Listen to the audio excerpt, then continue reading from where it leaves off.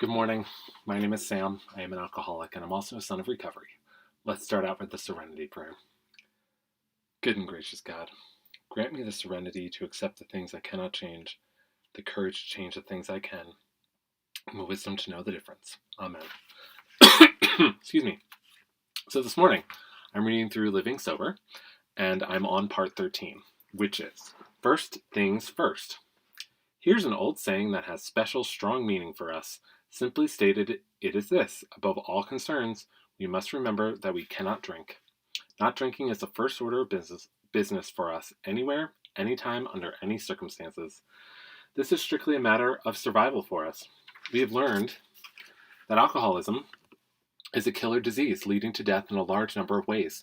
We prefer not to activate that disease by risking a drink. Treatment of our condition, as the American Medical Association has noted, primarily involves not taking a drink. Our experience reinforces that prescription for therapy. In practical, day-by-day matters, this means we must take whatever steps are necessary at whatever inconvenience not to drink. Some have asked us, does this mean you rank sobriety ahead of family, job, and the opinion of friends? When we view alcoholism as the life or death matter it is, the answer is plain. If we do not save our health, our lives, then certainly we will have no family, no job, and no friends. If we value family, job, and friends, we must first save our own lives in order to cherish all three, which is very true. It's like the old thing about whose mask do you put on first when the plane's going down? You put on yours so that you are alive to then help other people. And so that's the same philosophy here, is that our sobriety is more important than our family, friends, and job. And staying sober is how we can keep all of those things in our lives. So first thing first is rich in other meanings too, which can be significant in combating our drinking problem. For instance, many of us have noticed that when we first stopped drinking, it seemed to take us longer to make up our minds than we liked. Decisions seemed to come hard, again, then on again, then off again.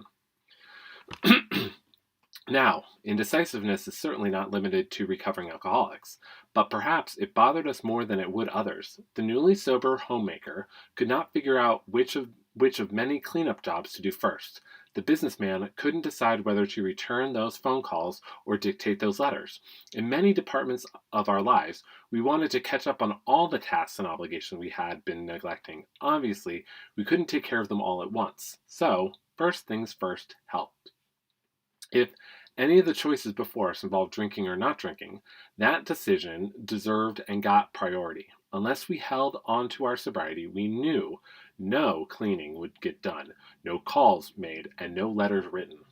Then we used the same slogan in ordering our newfound sober time.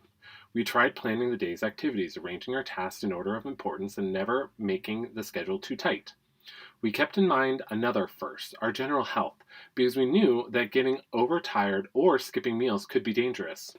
During active alcoholism, many of us led pretty disorganized lives, and the confusion often made us feel unsettled or even desperate.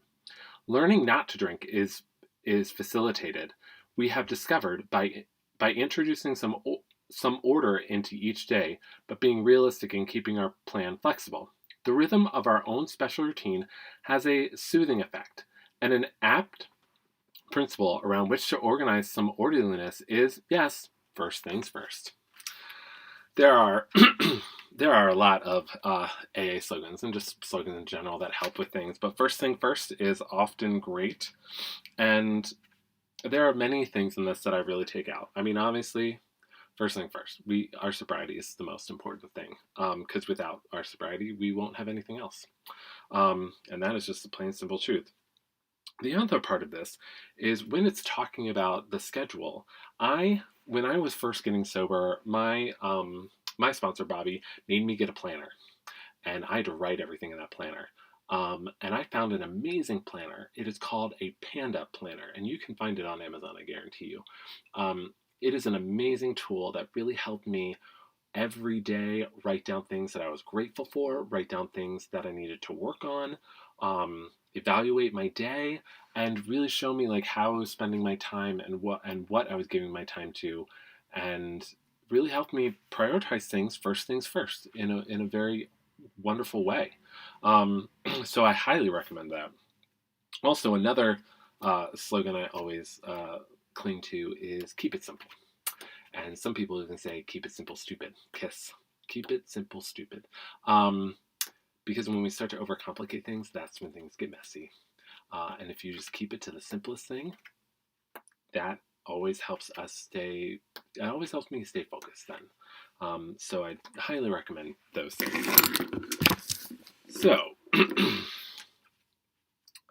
prayer today.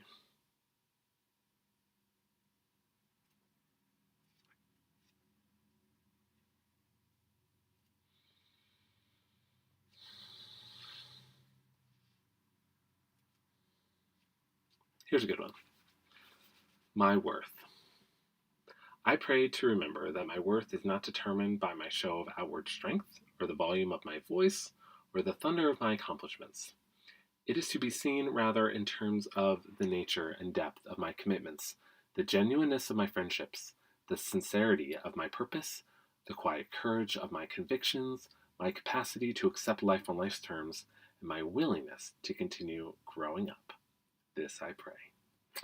Amen.